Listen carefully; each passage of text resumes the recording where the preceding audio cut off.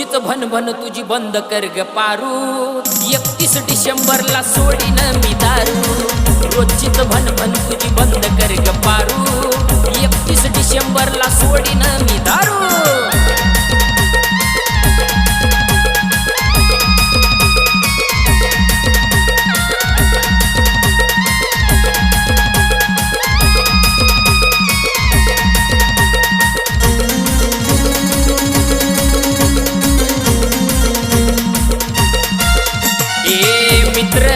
घरी नको काही बी बोलू ग चार चौकात माझी इज्जत नको घालू ग